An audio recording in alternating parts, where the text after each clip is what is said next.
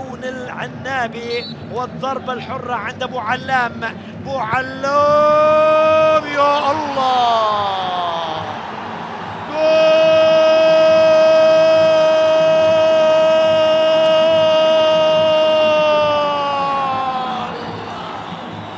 جول منتخبنا الوطني.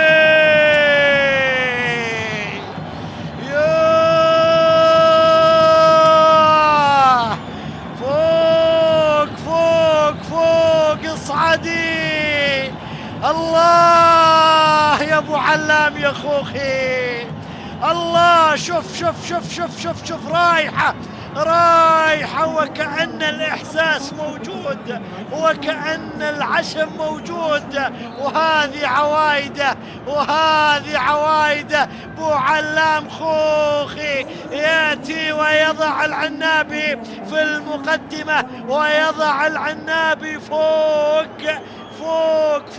في القمة مؤقتا بعد مرور 7 دقائق 8 دقائق من بداية شوط المباراة الثاني. العنابي يزور الشباك الأردنية والعنابي يسجل أول الترجيحية. والآن احنا نسير في المباراة النهائية على أن الأمور للعنابي ولدينا هجوم. خلصها خلصها خلصها خلصها يا الله، جول.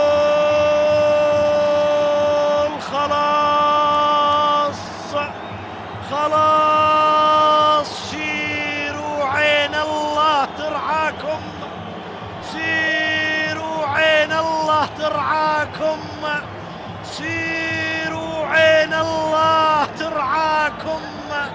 يا سلام على اللقطة، يا هذا هو الجميل، واسماعيل الأجمل وابو علام أحلاهم، وابو علام يا رهيب.